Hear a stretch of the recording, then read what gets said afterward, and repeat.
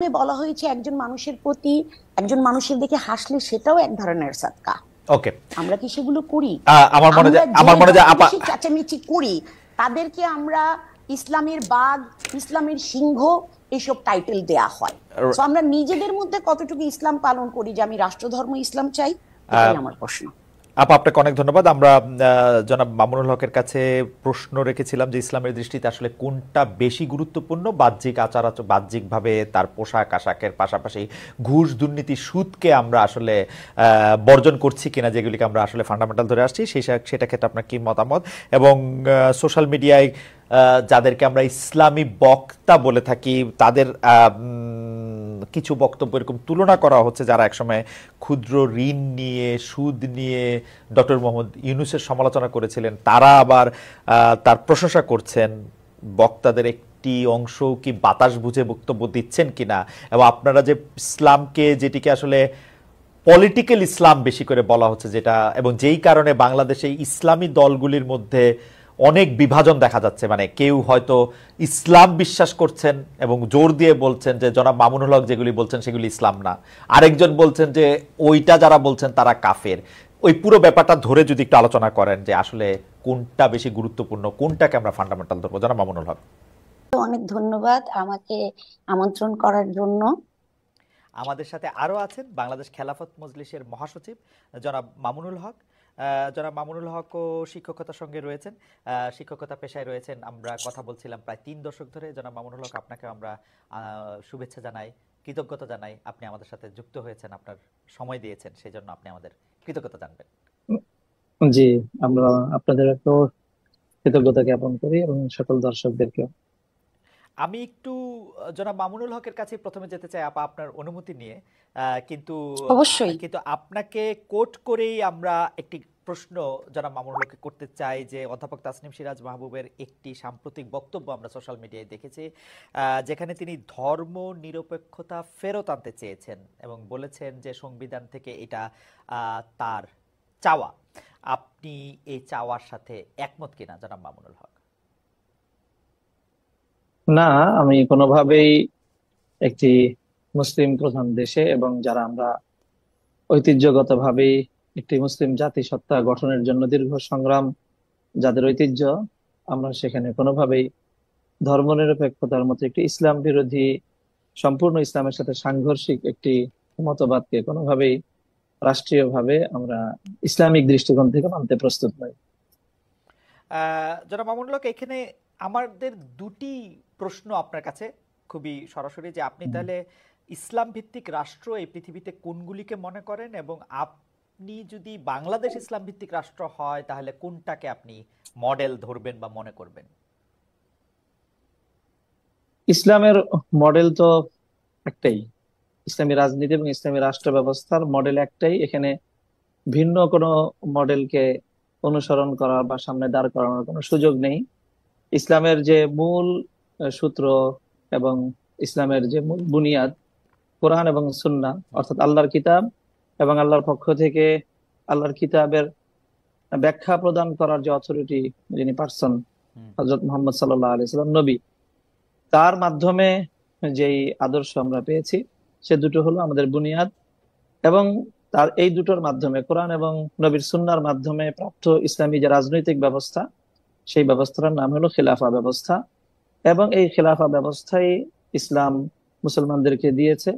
এবং as a মুসলিম, খেলাফা ব্যবস্থার বাইরে মুসলমানদের জন্য অন্য কোন রাজনৈতিক বন্দোবস্ত বা রাজনৈতিক ব্যবস্থাকে অনুসরণ করার এবং এটাকে সমর্থন করার কোনো সুযোগ নেই। জনাব মামুনুল হক, আমার প্রশ্নটা ছিল যে বর্তমান পৃথিবীতে কোন রাষ্ট্র প্রপার ইসলামিক আদর্শ, বা যেটিকে আপনি বলতেছেন যে ইসলামে তার আলাদা কোনো মডেল নেই, ইসলাম তো সব একটা জায়গা থেকেই আসলে গাইডেড হবে, সেটি কোনটি অনুসরণ করতেছে, এবং আপনারা কোনটি? না, আমি এই জায়গাটাই আমি খুব সচেতন ভাবেই আপনাকে যেটা বললাম, সেটা হলো যে আমরা বর্তমান সময়ের জন্য আলাদা কোনো মডেলকে আমি অনুসরণীয় হিসাবে সামনে রাখতে চাই না। এটা নিয়ে অনেক সমস্যাও আছে, কোনটাকে মডেল বলবো না বলবো, এবং সেখানে বিতর্কের অনেক জায়গা আছে।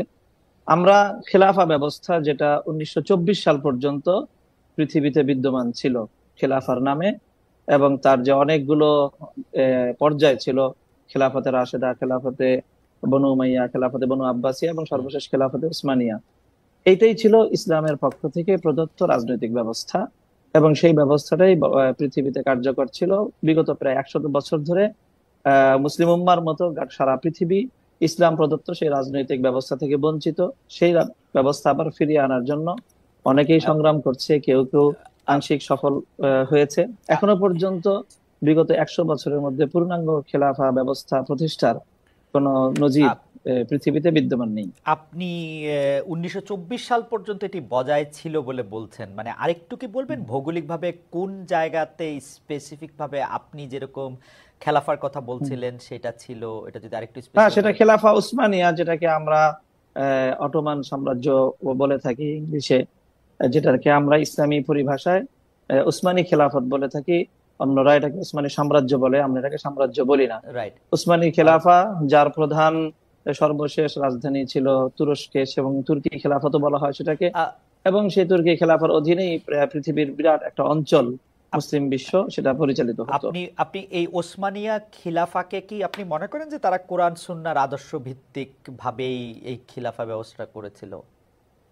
হ্যাঁ, তাদের মূল এখানে যে খেলাফা ব্যবস্থার যে মূল ভিত্তি, অর্থাৎ আইনের যে ভিত্তিটা, সেই ভিত্তিটা হবে আল্লাহ প্রদত্ত আইন। আল্লাহ প্রদত্ত আইনের ভিত্তিতে সমাজ এবং রাষ্ট্র পরিচালিত হবে। সেক্ষেত্রে বিভিন্ন সময়ে রাষ্ট্র পরিচালনার ক্ষেত্রে আইন অমান্য করার বা যথাযথভাবে আইনের প্রয়োগে ভুল ত্রুটি থাকতে পারে, কিন্তু আদর্শিকভাবে নীতিগতভাবে সেই জায়গাটা খেলাফার অনুসরণ ছিল। আপনি ওসমানিয়া সাম্রাজ্যের যারা প্রধান ছিলেন, প্রথম দ্বিতীয় সুলাইমান থেকে শুরু করে আরো যারা, তাদেরকে আপনি আদর্শ মুসলিম খেলাফা শাসক মনে করেন? না না, তাদের সকলকে পরিপূর্ণ আদর্শ মুসলিম শাসক হিসাবে আমি এখানে তাদেরকে সার্টিফাই করছি না। আমি বলছি সে সিস্টেমটার কথা, যে সিস্টেমের মূল কথা হবে, মূল বুনিয়াদ হবে যে আইন দিবেন আল্লাহ এবং মানুষ বা শাসক আল্লাহর পক্ষ থেকে প্রতিনিধি হিসাবে মানুষকে শাসন করবে। আপনার কাছে মনে হয় তারা যে প্র্যাকটিসটা করেছেন, সেই প্র্যাকটিসটা তারা কথা যে ওইটা বলেছেন সেটা অনুসরণ করেছেন? মৌলিকভাবে অনুসরণ করেছেন। মৌলিকভাবে অনেক সময় তাদের শাখাগত কোনো বিষয়ে প্রয়োগের ক্ষেত্রে কত ভুল ত্রুটি থাকতেই পারে। প্রয়োগের ক্ষেত্রে ভুল ত্রুটি এবং ন্যায় বিচারের ক্ষেত্রে তারা মানে মানে মূল ইসলামের যে গাইডেন্স সেটা অনুসরণ করেছেন তারা। হ্যাঁ, এটা বিচার ব্যবস্থার মধ্যে পরিপূর্ণই কোরআন সুন্নাহ প্রদত্ত, আল্লাহর প্রদত্ত যে আইন, সেই আইনকে তারা ফলো করত। এবং অটোমান বা ওসমানিয়া খেলাফা যেসব জায়গাকে উপনিবেশ বানিয়েছিল তাদের প্রতি সম এবং ন্যায় ধরনের আচরণ করেছেন বলে আপনি মনে করেন? অবশ্যই। আচ্ছা, ঠিক আছে, আমরা আবার আসবো আপনার কাছে। আমরা একটু প্রফেসর তাসনিম সিরাজ মাহবুবের কাছে যেতে চাই। প্রফেসর তাসনিম সিরাজ মাহবুব, আপনি সম্প্রতি ধর্মনিরপেক্ষতা দাবিতে বক্তব্য দিয়েছেন। আপনার বক্তব্যের প্রথম অংশটার মধ্যে ছিল যে আপনি আসলে ধর্ম নিরপেক্ষতা সংবিধানে চান, মানে আমি যেটি কোট করছি, এবং দ্বিতীয়টিতে আপনি বলেছিলেন যে আপনি কিছুটা ভয় পাচ্ছেন এই বক্তব্য উপস্থাপন করে যে নিরাপদে বাড়ি যেতে পারবেন কিনা। আপনার এই ভয়ের উৎস কি? অন্তর্বর্তী সরকার কি নিরপেক্ষতার পরিচয় দিতে পারছে, নাকি কোনো গোষ্ঠীকে বিশেষ সুবিধা বা কোনো গোষ্ঠীকে ভয় পাচ্ছে? আর দ্বিতীয় যে কথাটি আমি বলতে চাইছিলাম যে প্রফেসর মামুনুল হক, জনাব মামুনুল হককে আপনি শুনলেন। প্রফেসর মাহবুব, আপনি এই প্রসঙ্গে কি বলবেন? তিনি আপনার বক্তব্যের সাথে একমতই নন এবং তিনি মনে করেন যে এই দেশে যেহেতু বেশি লোক ইসলাম ধর্ম অনুসরণ করেন, ইসলাম প্রবর্তিত রাষ্ট্রই হওয়া উচিত বা গাইডেড রাষ্ট্রই হওয়া উচিত। অধ্যাপক মাহবুব। আচ্ছা, আমি যদি দ্বিতীয়টা ভুলে যাই আবার বলবেন দয়া করে। আমি উত্তর দেওয়ার আগে সবার প্রথমে আমি আমার শ্রদ্ধা কৃতজ্ঞতা জানাতে চাই সেই সব যোদ্ধাদেরকে যারা নিহত হয়েছেন, যারা আহত হয়েছেন জুলাই অভ্যুত্থানে, এবং যাদের আত্মত্যাগের ফলে আজকে আমি, আপনি, আমরা সবাই এভাবে মন খুলে প্রাণ খুলে কথা বলতে পারছি। আমরা কি ভাবছি না ভাবছি সেটা 10 জনের সাথে শেয়ার করে নিতে চাচ্ছি। তাদের এই আত্মত্যাগে না হলে আজকে আমরা এই সুযোগটা পেতাম না। সবার প্রথমে হলো যে আমার ওই ভিডিওটা অনেকে দেখেছেন কিন্তু ওটার কনটেক্সটটা জানেন না। ওটা বাংলাদেশ লয়ার্স ফেডারেশন বলে একটা সংগঠনের একটা গোলটেবিল বৈঠক ছিল, যেটার বিষয়বস্তু ছিল সংবিধান সংস্কার। তো ওখানে আমন্ত্রিত অতিথিদের বাইরেও এক ভদ্রলোক চলে এসেছিলেন এবং কোনোভাবে উনি মাইকটাও পেয়ে যান এবং উনি কিছু কথা বলেন যেগুলো আমার সাথে খারাপ লাগে। বিশেষ করে উনি কিছু ভাষা ব্যবহার করেন যেগুলো খুবই অশালীন ছিল। তো আমি ওখানে গিয়েছি দর্শক হিসাবে, আমার কিন্তু ওই গোল টেবিলের আমি আলোচক ছিলাম না। আমি একজন সাধারণ দর্শক হিসাবে গিয়েছিলাম, কিন্তু আমাকে মানে প্যাচে ফেলে আমাকে টেবিলে বসিয়ে দেওয়া হয়েছিল, আমি একদমই অপ্রস্তুত ছিলাম। আচ্ছা। তো উনার ওই কথাগুলি কথাগুলি বলে উনি চলে গেছেন। তো পরে যখন আমাকে অনুরোধ করা হলো, আমি ভাবলাম যে না, আমি আমার কথাগুলি বলি। হুম হুম। কাকতালীয় ভাবে ওখানে বক্তা একজন ছিলেন রিটায়ার্ড ডিস্ট্রিক্ট জাজ, একজন ছিলেন একজন রিটায়ার্ড জাস্টিস, যারা মূল বক্তা। এর বাইরে যারা ছিলেন সংগঠক থেকে শুরু করে বিভিন্ন দলের প্রতিনিধি, হুম। সবার কথায় বার্তায় চালে চলনে কাপড়ে চোপড়ে বোঝা যাচ্ছিল যে ওনারা কোনো একটা বিশিষ্ট নির্দিষ্ট ভাবধারার বিশ্বাসী। সো এই কারণেই আমি বলেছিলাম, কারণ আপনি যখন চারিদিকে এমন সব লোক দ্বারা ঘেরা থাকবেন, আপনি বুঝতে পারছেন যে তাদের সাথে আপনার মতের 1% মিল নাই, তখন কিন্তু আপনি একটু অস্বস্তি বোধ করতেই পারেন। রাইট। আমি দেখে এটা বলেছি, অনেকে হয়তো ওই পরিস্থিতিতে কথাই বলবেন না।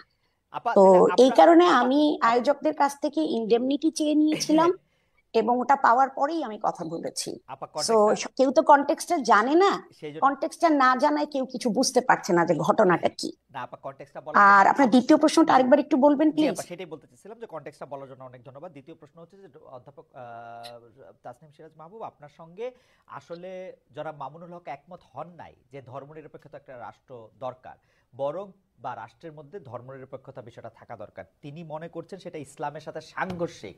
ইসলামের মধ্যে এই একটা প্রপার গাইডেন্স আছে, যে গাইডেন্সের মধ্যে দিয়েই ইসলামে যারা ফলো করেন তারা চলতে হবে, রাষ্ট্র তার বাইরে না। আসলে তারা যে রাষ্ট্র গঠন করবেন সেটা তার মধ্যে দিয়ে চলতে হবে। এবং তিনি উদাহরণ দিতে গিয়ে বলেছেন যে 1924 সাল পর্যন্ত, যতদিন ওসমানিয়া সাম্রাজ্য, যেটাকে ওনারা খেলাফা বলছেন, সেইটার মধ্যে তিনি ছিলেন, ততদিন পর্যন্ত এটা ছিল। বাকি সময়ের মধ্যে ওনারা এটা প্রতিষ্ঠা করতে চান আবারও। আপনার মতামত শুনতে চাই। আসলে রাষ্ট্র ধর্মটা তো অনেক বড় একটা বিষয়। হুম আমি খুব মানে সহজ ভাষায় বলার চেষ্টা করব। আমার সীমিত জ্ঞানে আমি যতটুকু জানি, ইসলাম আমাদেরকে শেখায় পরমত সহিষ্ণুতা। সবাই নিজের নিজের ধর্ম পালন করবে, আমি তাকে বাধা দেব না, আমি তাকে জোরও করব না, অথবা আমি তাকে ফলো করতে যাব না। ইংরেজিতে একটা কথা আছে, এগ্রি টু ডিসএগ্রি। আপনাকে আমি কথা বলার সুযোগ দিব, আপনার কাজ আপনি করবেন, আমার কাজ আমি করব, শান্তিপূর্ণ সহ অবস্থান হবে। কিন্তু যখন আপনি রাষ্ট্রধর্মকে ইসলাম অথবা যে কোনো একটা ধর্ম বলে আপনি বিরুদ্ধার্থ করে দেবেন, তখন ওই দেশে অন্য যারা বসবাস করে, যারা এই নির্দিষ্ট ধর্মটির অনুসারী নয়, তারা যদি ইনসিকিউর ফিল করে, আমরা কিন্তু তাদেরকে দোষ দিতে পারি না।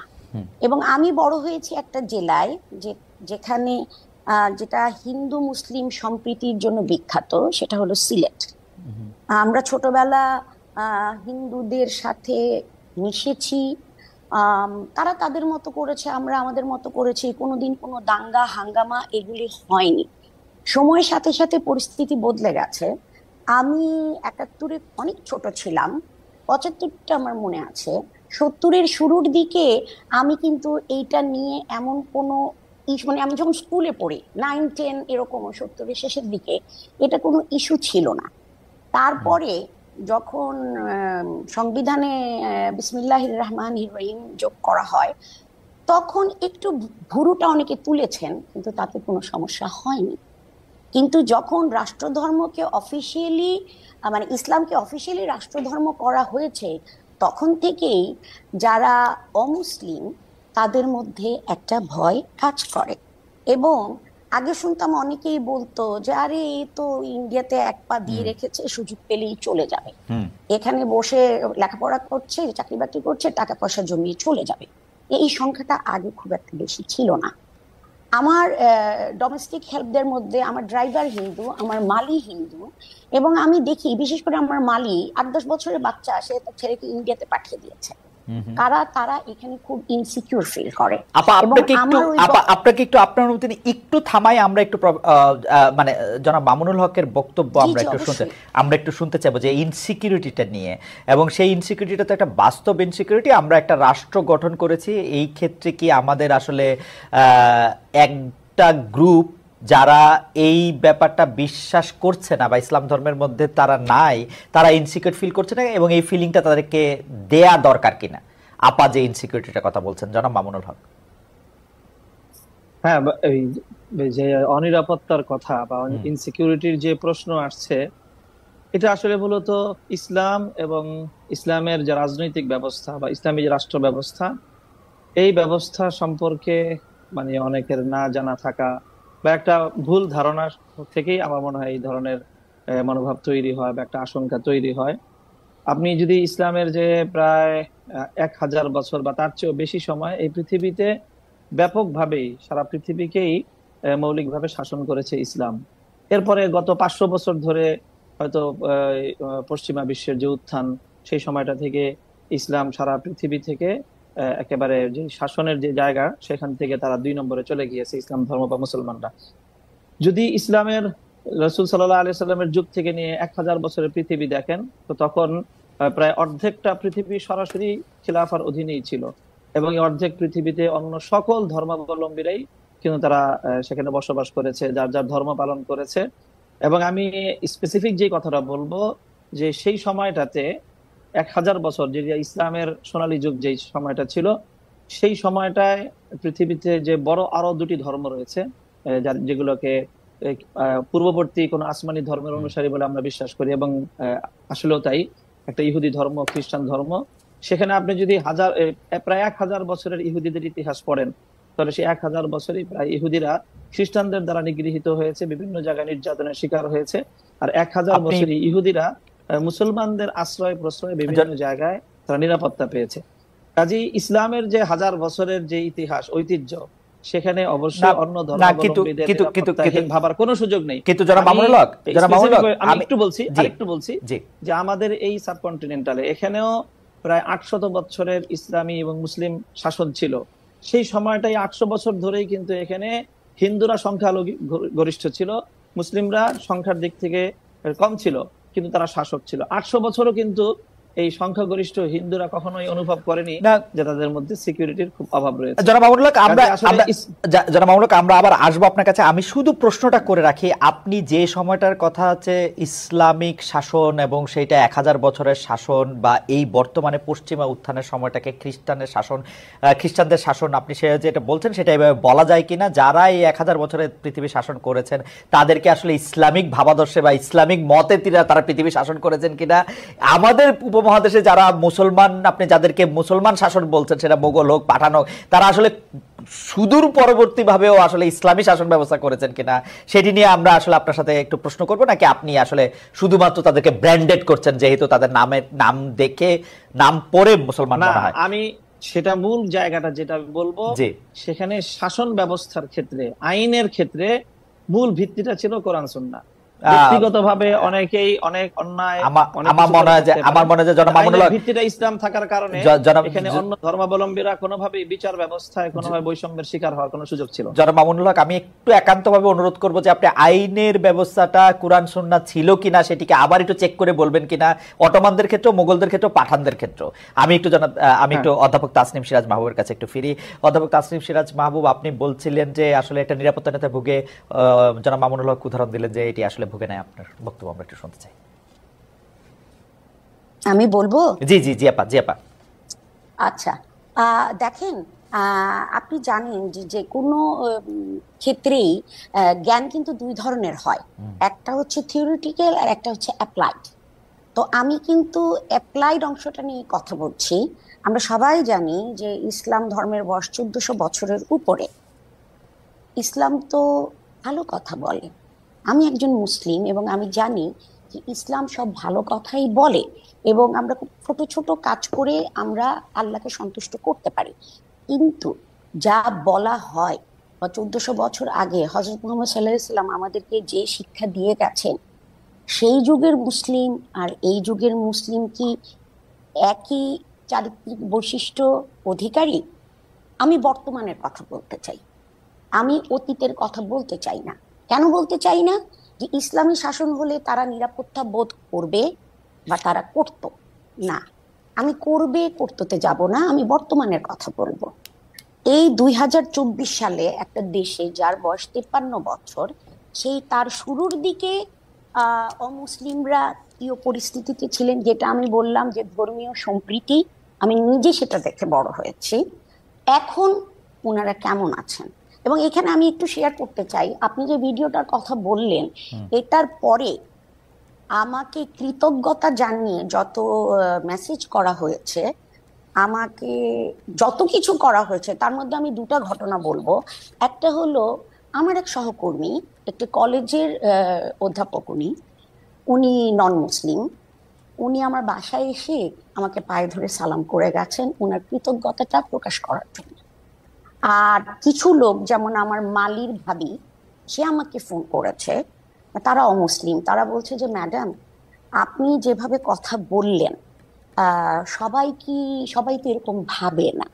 আমি বললাম না, এ দেশের বেশিরভাগ মুসলমানই শান্তিপূর্ণ সহাবস্থান করতে চায়, কিন্তু তারা তো কথা বলে না। যারা ভোকাল আপনারা তাদের কথা শুনেন এবং আপনারা ভয় পেয়ে যান। আমরা আপনাদের সাথে শান্তিপূর্ণভাবে একই দেশে থাকতে চাই। তখন মেয়েটা আমাকে বলল যে ম্যাডাম সবাই যদি এরকম ভাবতো তাহলে আমরা এত ভয় পেতাম না। আমরা যে কি ভয়ে ভয়ে থাকি আপনাদেরকে বোঝাতে পারবো না। সো আমি একদম লেটেস্ট একটা ঘটনা বলি। কালী পুজোর দিন সরবর্দী উদ্যানে ভিতরে একটা কালী মন্দির আছে, সেখানে একটা অবভিয়াসলি সেখানে একটা পুজো হচ্ছিল এবং অনেক অনেক লোক এসেছিলেন এবং অনেকে তাদের মোটরসাইকেলগুলি গেইটের ভিতরে রেখেছিলেন। রাত 10টার দিকে এসে তথাকথিত একজন ছাত্র কয়েকজন মিলে গেইটে তালা মেরে দিলেন। তো তাদেরকে বলা হলো যে আপনারা গেইটে তালা মারছেন কেন? বললো রাত 10টা বেজে গেছি তাই আমরা তালা মারছি। আপনারা কে? আমরা প্রক্টোরিয়াল টিমের সাথে কাজ করি। তারা যে আটকেছে শুধু তো নন মুসলিমদেরকে আটকায়নি, এখানে আমাদের মুসলিম ছাত্রছাত্রীরাও ছিলেন এবং এর মধ্যে একটা মেয়ে ছিল, একটা পত্রিকার সাংবাদিক, ক্যাম্পাস সাংবাদিক। তার পোস্ট থেকেই আমরা এটা জানতে পারি। তারপরে তাদেরকে যখন চ্যালেঞ্জ করা হলো তখন তারা বলল যে আমরা ছাত্র এবং আমরা যেটা বলবো সেটাই আইন।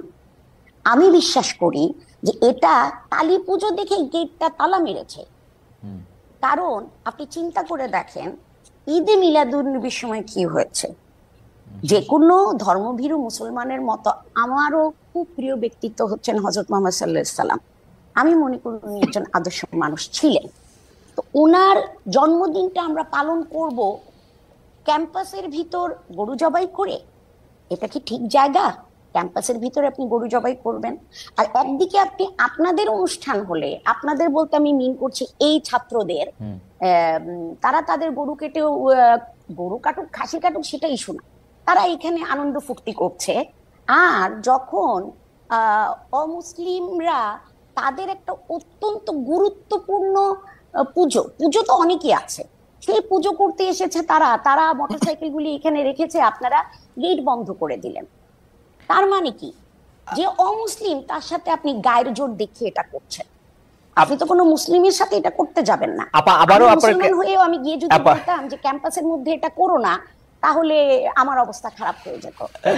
নিরাপত্তাহীনতার যে বোধটা, এই ধরনের ঘটনা থেকেই সেটার জন্ম হয়। আপা আপনাকে অনেক ধন্যবাদ। আপা একদম স্পেসিফিক উদাহরণ দিয়েছেন জনাব মামুনুল হক।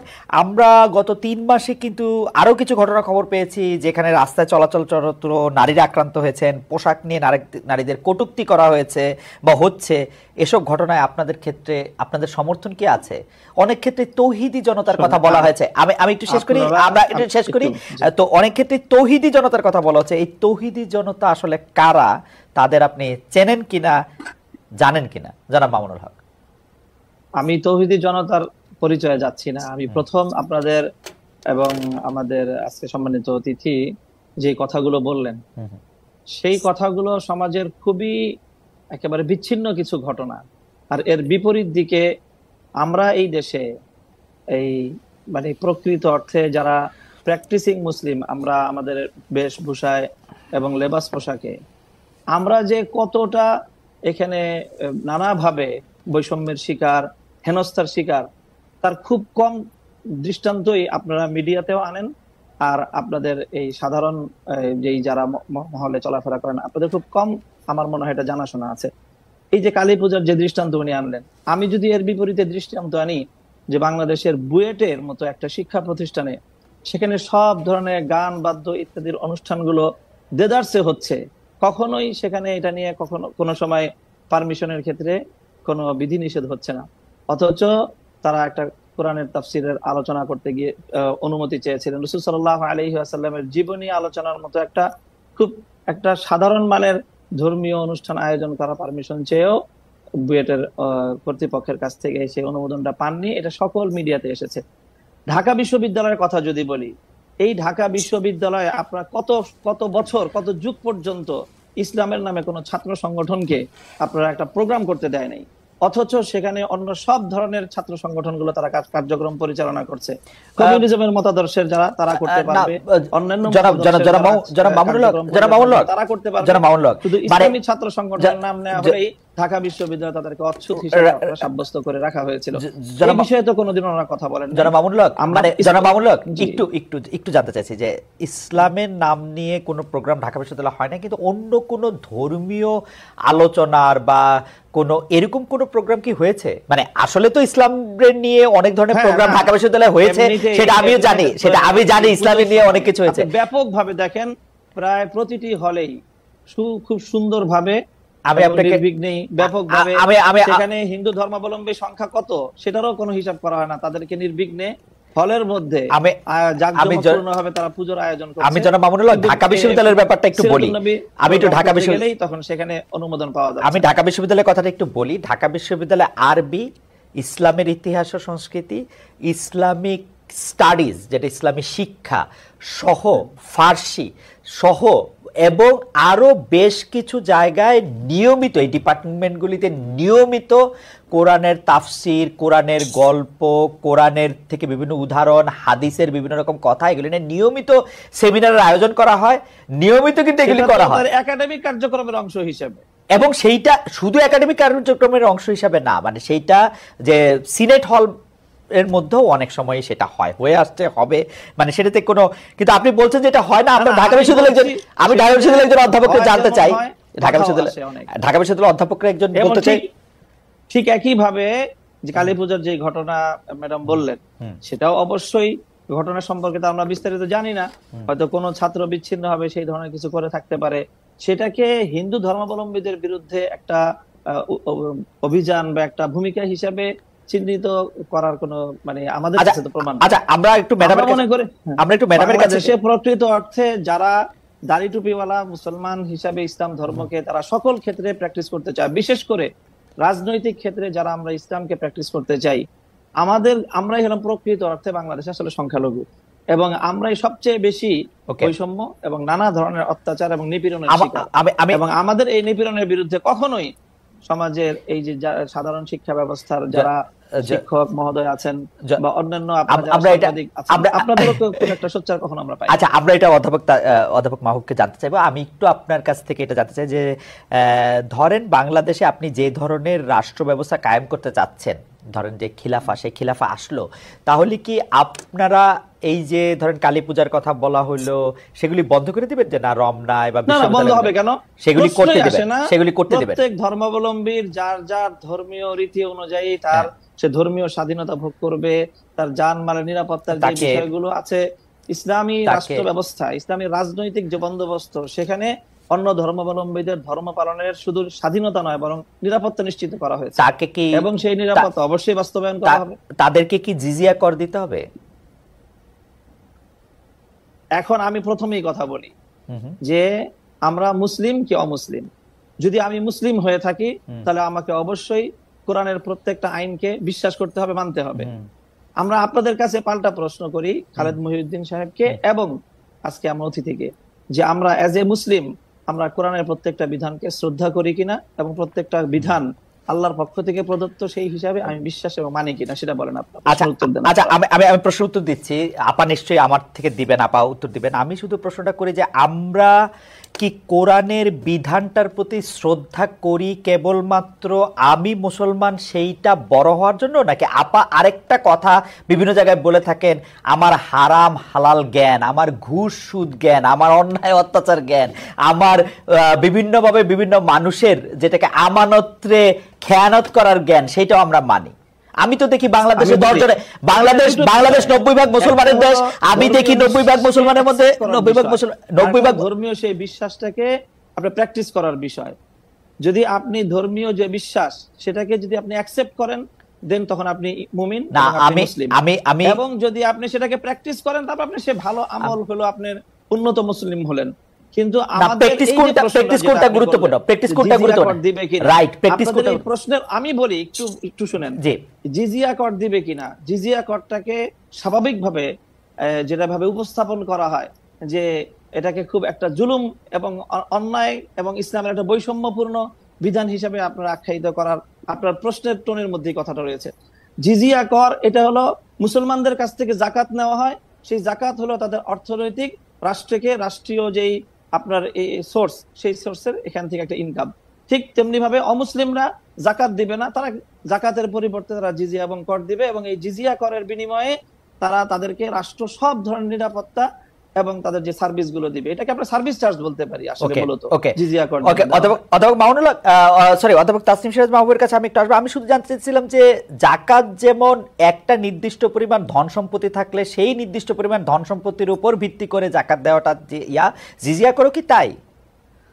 জিজিয়া কর হলো একটা চুক্তির ভিত্তিতে এবং যৌক্তিক পরিমাণে, মানে একটা লোক পক্ষ থেকে নির্ধারণ করা হয় যে মাথা পিছু সবার জন্য কোন পর্যায়ে কতটুকু সামর্থ্য থাকলে কতটুকু দিবে, এবং সামর্থ্যের বাইরে যদি কারো উপরে জিজিয়া কর আরোপ করা হয় তাহলে সেক্ষেত্রে কোরআন এবং হাদিসে সুস্পষ্টভাবে রাষ্ট্রকে নিষেধ করা হয়েছে, এবং যে এই আইন করবে একজন ব্যক্তির উপর সামর্থ্যের বাইরে যদি তার কাছ থেকে সার্ভিস চার্জ নেওয়া হয়, জিজিয়া কর নেওয়া হয়, তাহলে সেই আইন বলবৎ করা যাবে না। ইসলামিক স্পষ্টই বিধান রয়েছে। ইসলামের মধ্যে কোনটা বেশি গুরুত্বপূর্ণ, মুসলিমদের সাথে সেরকম একটা চুক্তি করা, আমরা এই প্রশ্নের উত্তর আপনার পরে আসছি, যে অমুসলিমের কাছে একটা চুক্তি ঠিক করা, নাকি হচ্ছে যে চুরি ডাকাতি ঘুষ সুদ, বিগত সরকারের বিরুদ্ধে যেসব দুর্নীতির অভিযোগ আছে, আমরা ব্যাংক লুট সেগুলি, তারপর হচ্ছে যে কোনো অন্যায়ের কাছে মাথা স্বীকার করা, দুর্নীতি করা, কোনটা বেশি গুরুত্বপূর্ণ সেটা আপনার কাছ থেকে শুনবো। আপনারা কেন এগুলির থেকে ওগুলি সামনে আনেন কিন্তু বেশি একটা গুরুত্ব আমরা দেই না কেন, সেটাও আমরা আপনার কাছ থেকে শুনবো। অধ্যাপক তাসনিম সিরাজ মাহবুব, জনাব মামুনুল হক কিন্তু একদম স্পেসিফিকলি বললেন যে তারা সবচেয়ে বেশি নিগ্রহের শিকার, তাদেরকে দেখলে যখন বোঝা যায় যে তারা এক ধরনের সিম্বলের মধ্যে আছেন, সেটা টুপি দাঁড়িয়ে, এবং যখন তাদেরকে বোঝা যাচ্ছে তারা যখন ইসলামের হয়ে রাজনীতির কথা বলছেন, তাদেরকে শুধু উনি এই শব্দটা বলছেন যে তারাই নিজেদেরকে সংখ্যালঘু মনে করছেন কারণ তাদেরকে এই অধিকার দেওয়া হচ্ছে না, সেটা ঢাকা বিশ্ববিদ্যালয়ে অধিকার দেওয়া হচ্ছে না, বিশ্ববিদ্যালয়গুলি বলছে না, সাংবাদিকরা অ্যাড্রেস করছে না। আপনার কি মনে হয়? আপনার মত শুনবো, কিন্তু আপা আমরা একটা দর্শক জরিপের কথা আপনাকে একটু শোনাই, যে আমরা দর্শকদের কাছে জানতে চাইছিলাম যে বিচারের আগে আওয়ামী লীগের রাজনীতি করার অধিকার নেই, জুলাই আন্দোলনকারীদের এই অবস্থান সমর্থন করেন কিনা। শতকরা 68% এই অবস্থান সমর্থন করেছেন আমাদের দর্শকদের মধ্যে, শতকরা 32% সমর্থন করেন নাই, আমাদেরকে ভোট দিয়েছেন 62,000 ভোটার। আপা আপনার কাছে একটু আসি, উনি একদম স্পেসিফিক প্রশ্ন করেছেন যে যাদের দাড়ি টুপি আছে, যারা ইসলামী আকীদা মানছেন সংস্কৃতিগতভাবে, তাদেরকে স্পেস কম দেওয়া হচ্ছে, যার জন্য নিজেকে সংখ্যালঘু বলছেন। আপনার মতামত একটু শুনতে চাই। যাক, শেষ পর্যন্ত ফ্লোরটা পেলাম। আমি তো ভেবেছি আমি আর কথা বলার সুযোগই পাবো না। আমি শুরু থেকে শুরু করি। প্র্যাকটিসিং মুসলিম উনি বলেছেন, উনি আইডেন্টিফাই করেছেন, আমিও আমাকে প্র্যাকটিসিং মুসলিম হিসাবে আইডেন্টিফাই করি। আমাদের দেশে, উনি পোশাকের রেফারেন্স দিয়েছেন, আমাদের দেশে আমি এরকম অনেক তথাকথিত ধর্মীয় লোককে চিনি, তারা শুধু দাড়ি টুপি না, তারা আরব দেশের যে পোশাকটা, যেটা ওই আবহাওয়ার জন্য মানানসই, ওনারা বাংলাদেশে পড়েন দেখানোর জন্য যে ওনারা কত ধার্মিক। এরকম প্রচুর লোককে আমি চিনি যে তারা সারা জীবনে বেতন পেলে যে টাকা হতো, মনে করেন যে সারা জীবনে উনি বেতন পেতেন হয়তো 3 কোটি টাকা, উনি 6 কোটি টাকার বাড়ি কিনে ফেলেছেন। এবং এরকম অসংখ্য উদাহরণ আমি দিতে পারবো। সো পোশাকে আশাকে আলোচনায় নাই গেলাম, আমার মনে হয় সেটাই সেফার। আর উনি ঢাকা বিশ্ববিদ্যালয় বা বুয়েট সম্পর্কে যে মন্তব্যগুলি করেছেন, আমার মনে হয় উনি কোনো পাবলিক বিশ্ববিদ্যালয়ে পড়াশোনা করেননি বা যাওয়ার সুযোগ হয়নি, তাই উনি সেটা জানেন না। খালেদ সাহেব যে ভাষা ডিপার্টমেন্টগুলির কথা বললেন, সেটার সাথে পার্সিয়ানও আছে, ফার্সির কথা বলেছিলেন, জি। আর পার্সিয়ান আছে, কিন্তু ওদিকে আবার সংস্কৃত ডিপার্টমেন্ট আছে। আমরা কিন্তু, হ্যাঁ, যদি বলবেন যে এদিকে 5টা আছে ওদিকে একটা কেন, ওদের এই একটা নিয়েই পালিয়ান সংস্কৃত পাচ্ছে, আর তো ভাষা পাচ্ছি না, বাট আমরা অন্যান্য এশিয়ান মানে অন্যান্য ভাষা শিখাচ্ছি, উর্দু শিখাচ্ছি, জাপানিজ শিখাচ্ছি। সো আমার মনে হয় কি এই ধরনের সুইপিং কমেন্ট না করাই ভালো। আমি যেটা সম্পর্কে জানি না, আমি সেটা নিয়ে এত জোর দিয়ে আমি কথা বলবো না। আর কিছু কিছু হারিয়ে যায়। কিন্তু আপা এই প্রশ্নটা তো আপা একটু প্রশ্নটা করি, সরি আপা, আপনি বলেছিলেন যে আপনাকে ইন্টারাপ্ট না করতে, কিন্তু এই প্রশ্নটা করি, আপনি কি এটা দেখতে পান না যে ঢাকা বিশ্ববিদ্যালয়ে মানে একটা জায়গার তো একটা মানে টোন থাকে, তাই না? আমরা ঢাকা বিশ্ববিদ্যালয়ে যারা পড়াশোনা করতে আসছেন তাদের মধ্যে কতজনকে আমরা জনাব মামুনুল হকের মতো পোশাক আশাক পরতে দেখি? তাদের মধ্যে অনেকেও এই প্র্যাকটিসটা করতে চাইলেও যে তারা অনেকে করতে পারছেন না, সেইটাও কি একটা স্টিগমা তাদের উপর চাপানোর চেষ্টা করা হইতেছে কিনা? মানে যারা ধরেন দাড়ি রাখতে চান, টুপি পরতে চান, পাঞ্জাবি পাজামা পরতে চান, লম্বা ঢোলা আলখাল্লা জব্বা পরতে চান, সেইটা তাদের উপর আসলে চাপানো হয় কিনা একটা স্টিগমা যে না তুমি এখানে ফিট ইন করো? এটা না কোনো ইনস্টিটিউশনাল ডিসিশন না, এটা হচ্ছে শিক্ষক টু শিক্ষক ভ্যারি করে। যেমন কিছুদিন আগে সোশ্যাল সায়েন্স ফ্যাকাল্টির একজন শিক্ষকের সম্পর্কে অভিযোগ উঠেছে যে উনি পোশাক আশাক নিয়ে অনেক কথা বলেন। আমি ব্যক্তিগতভাবে আমার বিভাগের কথা বলতে পারি। আমি ইংরেজি বিভাগের শিক্ষক, আপনারা জানেন আমরা ইংরেজি সাহিত্য পড়তে গিয়ে অনেক কিছু পড়ি, আমরা মিথোলজি পড়ি, হিন্দু মিথোলজি, গ্রিক মিথোলজি, অনেক কিছুই পড়ি, কিন্তু সেগুলো প্র্যাকটিস করতে তো কেউ আমাকে বাধ্য করছে না। আমাদের ক্লাসগুলিতে মোটামুটি ছেলে মেয়ের রেশিও 50-50 না হলেও কাছাকাছি। তো যেসব মেয়েরা আছে, ইদানিং অনেককে দেখা যায় যারা হিজাব পরেন। হিজাব পর্দা এক জিনিস না, আমি সেই বিতর্কে যেতে চাই না। আমি তাদেরকে, আমার মতো শিক্ষকেরা, আমরা হয়তো একটু লিবারেল ইংলিশ ডিপার্টমেন্টের শিক্ষকরা, আমরা কখনোই কিন্তু এই ধরনের কিছু নিয়ে আমরা কথাবার্তা বলি না। কারণ একজন কি পোশাক পরবে, কোন ধর্মে বিশ্বাস করবে, এটা তার ব্যক্তিগত ব্যাপার। সে যতক্ষণ না এমন একটা পোশাক পরবে যেটাতে শালীনতার সীমা লঙ্ঘিত হয়, আমি তাকে কেন এটা বলবো? আমাদের স্টুডেন্টরা জিন্স পরে আসছে, টি শার্ট পরে আসছে, আলখেল্লা পরে আসছে, বোরখা পরে আসছে, এবং আপনারা হয়তো জানেন না ইংরেজি বিভাগে এখন প্রচুর মাদ্রাসার ছেলে পড়ে, প্রচুর। মানে একবার আমার ক্লাসে প্রায় 40 জনের মতো স্টুডেন্ট ছিল এবং তার 30-35% ছিল মাদ্রাসা ব্যাকগ্রাউন্ডের। এবং অনেকে শুনলে আরো অবাক হবেন যে ইদানিং আমি বুঝতে পারি আমার অভিজ্ঞতা থেকে যে মাদ্রাসা শিক্ষা তো ইংরেজির উপর অনেক জোর দেওয়া হয়, কারণ ইংরেজি বিভাগে আসা কিন্তু চারটিখানি কথা নয়, আর অনেকের সাথে কম্পিট করে আসে। রাইট। তো এতে আমি অনেক খুশি যে ওনারা শিক্ষার এবং বিশেষত ইংরেজি শিক্ষার গুরুত্ব বুঝতে পেরেছেন। তো তারা কি পড়ে আসলো না আসলো, এটা বিচ্ছিন্নভাবে যদি দু একজন শিক্ষক বলে থাকেন, অবশ্যই এটা আপত্তিজনক। সেই জায়গায় হলে আমিও আপত্তি করতাম, কারণ আমি কি পড়বো না পড়বো সেটা আমার বিষয়। কিন্তু যখন জিনিসটা বাড়াবাড়ি পর্যায়ে চলে যায়, আমি 2007 সালে হজ করে এসেছি এবং আমি জানি যে হজের সময় মুখের এতটুকু জায়গা ভিজিবল হতে হয়, বাধ্যতামূলক। আমাদের কিছু কিছু কিছু খুবই কম, বাট কিছু কিছু ছাত্রী আছে একদম এইরকম করে ঢেকে আসে, শুধু দুটো চোখ দেখা যায়, তাদের হাত মোজা পরা থাকে, পা মোজা পরা থাকে, যেটা আমাদের ধর্মের রিকোয়ারমেন্ট বলে আমি কোথাও পড়ি। আমি এগুলো নিয়ে কিছুটা লেখাপড়া করি। এবং ভাইবার সময় আপনি যদি আপনার নিকাবটা না সরান, তাহলে কিন্তু আপনার আইডির সাথে, আপনার আইডি কার্ডের সাথে আপনার চেহারা আমি মিলাতে পারছি না। সো এগুলি আমার মনে হয় অপ্রয়োজনীয়। কিন্তু পোশাক আশাকের ব্যাপারে, চিন্তাধারার ব্যাপারে, সব ব্যাপারে আমি ব্যক্তি স্বাধীনতায় বিশ্বাস করি, ততক্ষণ পর্যন্ত যতক্ষণ না এইটা একজনের বা সমাজের বা দেশের জন্য ক্ষতিকারক না হয়। তাসনিম আপা, আপনাকে ইসলামের কথা যদি আমরা বলি, জি আপনি শেষ করবেন, জি আপনি শেষ করছিলেন, সরি আপনি শেষ করেন, সিস্টেমের কথা বলছিলেন। জি, আমরা যদি ইসলামের কথা বলা আর সেটা নিজের জীবনে ধারণ করা কিন্তু দুই ইস্যু। আমাদেরকে ইসলাম শেখায় নম্র হতে, ভদ্র হতে, অন্যের সাথে ভালো আচরণ করতে। ইসলামে বলা হয়েছে একজন মানুষের প্রতি, একজন মানুষের দিকে হাসলে সেটাও এক ধরনের সাদকা। ওকে, আমরা কি সেগুলো করি? আমার মনে হয় চেঁচামেচি করি, তাদেরকে আমরা ইসলামের বাঘ, ইসলামের সিংহ এসব টাইটেল দেয়া হয়। তো আমরা নিজেদের মধ্যে কতটুকু ইসলাম পালন করি যে আমি রাষ্ট্রধর্ম ইসলাম চাই, এটাই আমার প্রশ্ন। আপা আপনাকে অনেক ধন্যবাদ। আমরা জনাব মামুনুল হকের কাছে প্রশ্ন রেখেছিলাম যে ইসলামের দৃষ্টিতে আসলে কোনটা বেশি গুরুত্বপূর্ণ, বাহ্যিকভাবে তার পোশাক আশাকের পাশাপাশি ঘুষ, দুর্নীতি, সুদকে আমরা আসলে বর্জন করছি কিনা, যেগুলিকে আমরা আসলে ফান্ডামেন্টাল ধরে আসছি, সেটা ক্ষেত্রে আপনার কি মতামত, এবং সোশ্যাল মিডিয়ায় যাদেরকে আমরা ইসলামী বক্তা বলে থাকি তাদের কিছু বক্তব্য এরকম তুলনা করা হচ্ছে যারা একসময় ক্ষুদ্র ঋণ নিয়ে, সুদ নিয়ে ডক্টর মোহাম্মদ ইউনূসের সমালোচনা করেছিলেন, তারা আবার তার প্রশংসা করছেন। বক্তাদের একটি অংশ কি বাতাস বুঝে বক্তব্য দিচ্ছেন কিনা, এবং আপনারা যে ইসলামকে, যেটিকে আসলে পলিটিক্যাল ইসলাম বেশি করে বলা হচ্ছে, যেটা এবং যেই কারণে বাংলাদেশে ইসলামী দলগুলির মধ্যে অনেক বিভাজন দেখা যাচ্ছে, মানে কেউ হয়তো ইসলাম বিশ্বাস করছেন এবং জোর দিয়ে বলছেন যে জনাব মামুনুল হক যেগুলি বলছেন সেগুলি ইসলাম না, আরেকজন বলছেন যে ওইটা যারা বলছেন তারা কাফের।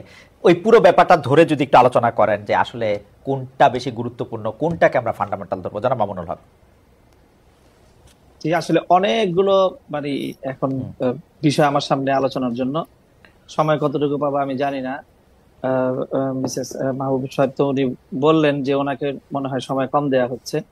আমি আসলে শুরুতেই বলেছিলাম যে আসলে বিতর্কের আলোকে আমি কথাগুলো বলতে চাইনি। প্রথম যে প্রসঙ্গটা আপনারা দুজনই আলোচনার মধ্যে আনলেন, আমি ঢাকা বিশ্ববিদ্যালয় সহ আমাদের বুয়েটের ক্যাম্পাস যেই স্পেসিফিক যে কথাটা আমি বলেছি, আপনারা খবর নিয়ে দেখেন, গত 1 মাসের ব্যবধানের ঘটনা।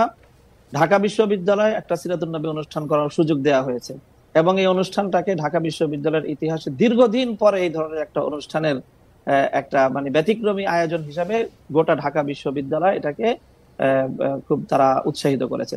সেম একই ধরনের অনুষ্ঠানের অনুমতি চেয়ে বুয়েটের ছাত্ররা বুয়েটের প্রশাসনের কাছ থেকে অনুমতিটা পায়নি। আপনারা যে দৃষ্টান্তগুলো এনেছেন সেটা হলো একাডেমিক যে ইসলামিক স্টাডিজ বিভাগ আছে, আরবি ভাষা সাহিত্য আছে, উর্দু আছে, ফার্সি আছে, অ্যাজ এ ল্যাঙ্গুয়েজ বা একটা সাবজেক্ট হিসাবে পড়াশোনার বিষয়ে আমি এই জায়গাটা আমার প্রশ্ন ছিল না। আমার প্রশ্ন হলো যে বিগত 50 বছরে ঢাকা বিশ্ববিদ্যালয়ে ইসলামী ছাত্র মজলিস, ইসলামী ছাত্র আন্দোলন, ইসলামী ছাত্র শিবির নামে আপনারা ঢাকা বিশ্ববিদ্যালয়ের ক্যাম্পাসে কোনো কার্যক্রম পরিচালনা করার সুযোগ আপনারা দিয়েছেন, ইসলামী কোনো সংগঠনকে দেওয়া হয়নি। এই জায়গাটার আমি ইসলামী রাজনৈতিক চর্চার যে সুযোগটা থেকে ইসলামপন্থীদেরকে চরমভাবে বৈষম্যমূলক ভাবে তাদেরকে দমন করা হয়েছে। মামুন ভাই একটা ছোট্ট প্রশ্ন কি করতে পারি, যে ধরেন আপনি যে, আমি কথাগুলো শেষ করি। আচ্ছা ঠিক আছে, কোনো অসুবিধা নাই। দ্বিতীয় বিষয় যেটা ম্যাডাম বললেন যে এই যে পোশাকের যে বিষয়, আমি কিন্তু পোশাকের যে বিষয়টা বলেছি সেখানে আমি সুনির্দিষ্টভাবে একটা কথা বলেছি, সেটা হলো এই যে আমরা যারা ইসলামকে রাজনৈতিকভাবে আমরা রাজনীতিটাও যারা ইসলামের আলোকে করতে চাই, আমরা মনে করি যে ইসলাম কমপ্লিট কোড অফ লাইফ, সকল পূর্ণটাই ইসলামকে মানতে হবে। আমি ব্যক্তিগত জীবনে ইসলামকে মানবো, আমি ব্যবসার ক্ষেত্রে, অর্থনীতির ক্ষেত্রে ইসলামকে মানবো না, অথবা রাজনীতির ক্ষেত্রে ইসলামকে মানবো না। ইসলামকে এভাবে খণ্ডিত আকারে মানার কোনো সুযোগ আল্লাহর কোরআন দেয়নি, বরং পরিপূর্ণভাবে ইসলামকে, যারা পরিপূর্ণভাবে ইসলামকে মানতে চাই, এবং বিশেষ করে যারা আমরা রাজনীতিতে ইসলামকে অনুসরণ করতে চাই, আমাদের উপর রাষ্ট্রীয় যে দমন পীড়ন চালানো হয়েছে সেটা অন্য কোনো আদর্শিকভাবে রাজনীতি যারা করে, আদর্শিক কারণে অন্য কারো উপরে সেই বৈষম্যটা বাংলাদেশে অতীতে হয়নি। এই জায়গাটার কথা বলেছি। আপনারা বিষয়টা বারবারই আপনারা আলোচ্য বিষয়টা ভিন্ন দিকে নিয়ে না। আচ্ছা ঠিক আছে। দ্বিতীয় বিষয় আমি বলি আপনি যে প্রশ্ন করেছেন সেই প্রশ্নের জায়গায় আমি আসি, যে একটা বিষয়ের গুরুত্ব আছে, সবটারই গুরুত্ব রয়েছে। সুদ, ঘুষ, দুর্নীতি সহ যেই সকল বিষয়গুলো ইসলাম নিষিদ্ধ করেছে, এর প্রত্যেকটার বিষয়ে আমরা ফোকাস করি, আমরা আলোচনা করি। হয়তো সবটা আপনারা শুনেন না, বা সবটা সেইভাবে মিডিয়ায় কভারেজ পায় না। মিডিয়ায় কভারেজ পায় সাধারণত চলমান ইস্যুগুলো এবং যে বিষয়গুলোকে রাজনীতির সাথে সংশ্লিষ্ট সেই বিষয়গুলো গুরুত্ব পায় বা সেই বিষয়গুলো হয়তো অনেকটা ফোকাস হয়, কিন্তু সবটা বিষয় একই। সর্বশেষ আপনি যে কথাটা এনেছেন, এই যে ক্ষুদ্র ঋণ এবং সুদ ব্যবস্থা এবং ডক্টর ইউনূস সাহেবের সাথে বর্তমান সময়ে তার যে প্রশংসামূলক কিছু কথাবার্তা, দেখেন এখনো আমরা বলি যে সুদ ইসলামের দৃষ্টিতে জঘন্যতম একটা অপরাধ এবং নিষিদ্ধ একটা একটা বিষয়। কাজেই সেটা ক্ষুদ্র হোক আর বৃহৎ আকারে হোক, ক্ষুদ্র ঋণের মাধ্যমে যে কাজটা হয়েছে সেটা হলো সমাজের তৃণমূল পর্যায় পর্যন্ত সুদ ব্যবস্থাটাকে পৌঁছে দেওয়া হয়েছে। সেই জায়গাটা থেকে আমরা অতীতেও সমালোচনা করেছি, আজও ডক্টর ইউনূস সাহেবের সমালোচনা করছি, ভবিষ্যতেও আমরা সেই জায়গা থেকে, ইসলামের জায়গা থেকে, যদি আমি মুসলিম হয়ে থাকি আমাকে সেই সুদ ব্যবস্থার বিরুদ্ধে আমাকে কথা বলতেই হবে। সুদ ব্যবস্থার প্রবর্তক হিসাবে এবং ক্ষুদ্র ঋণের মাধ্যমে সুদকে তৃণমূল পর্যায়ে পর্যন্ত পৌঁছে দেওয়ার জন্য আমরা ডক্টর ইউনূস সাহেবের সমালোচনা ভবিষ্যতেও করব। তবে তিনি একটা জায়গায় ভুল করেন, একটা জায়গায় সমালোচনার পাত্র, তাই বলে ওনার সব কাজই যে সমালোচনার যোগ্য সেটা নয়।